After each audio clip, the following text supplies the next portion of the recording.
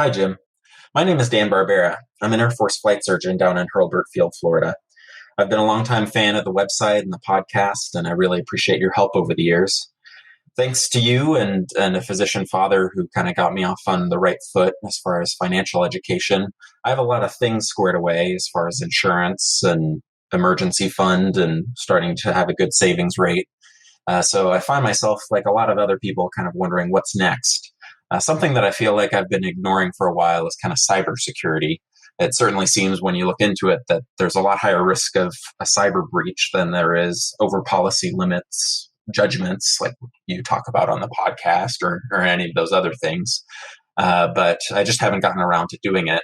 I find myself looking for information about password managers, password randomizers, authenticators. I do see that you actually had a guest post in February of this year, although I don't think that was highlighted on the podcast yet. But just wondering if you had any other thoughts or if you wanted to highlight any of the tips from the guest post on kind of cybersecurity, getting good management of your passwords, and making sure that there isn't bad case of identity theft that could ruin someone's finances. Thank you for all that you do. Great question, Dan. And I am not an expert in this. In fact, we brought on our CTO, Chief Technology Officer, last year. And the first thing he did was pull all his hair out at our password practices. And we revised everything at the White Coat Investor and in our personal lives. We have authenticators now, right? So you have to have two methods in order to log into something. Not only do you have to know the password, but you have to have a device like your phone in order to log into something. We started using LastPass, which is our password generator, and we made long passwords, randomized passwords for everything.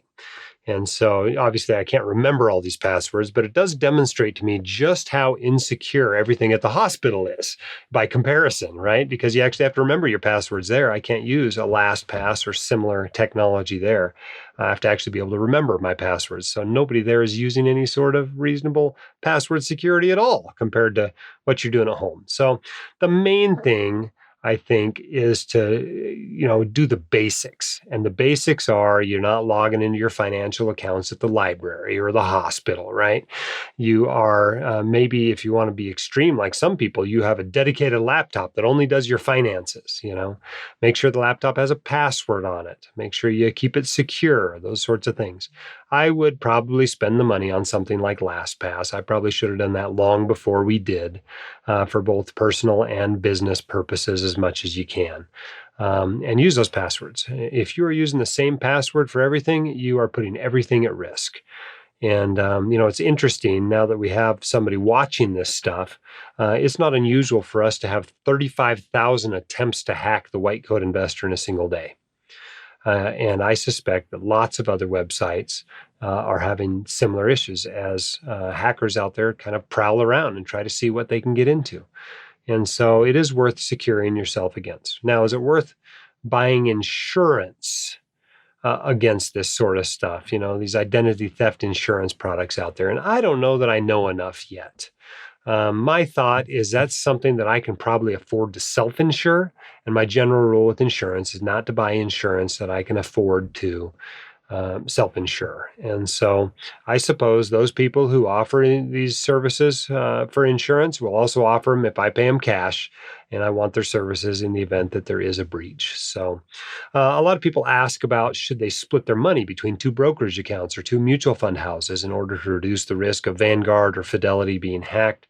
I think that's probably not as important as a lot of people think, but naturally that happens to me. I've got money at Schwab in one 401k and some money at Fidelity in another 401k and some of the TSP in another 401k and some accounts of Vanguard and 529s over the Utah 529. So just naturally, I think for a lot of us, that happens automatically.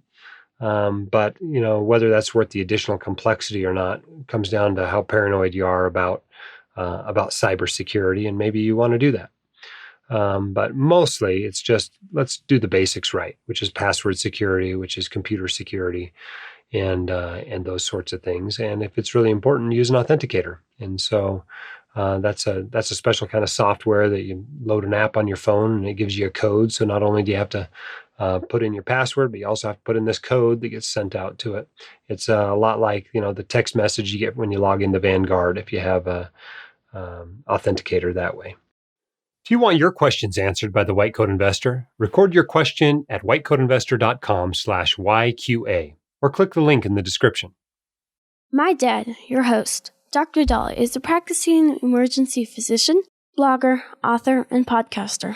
He is not a licensed accountant, attorney, or financial advisor, so this podcast is for your entertainment and information only and should not be considered official, personalized financial advice.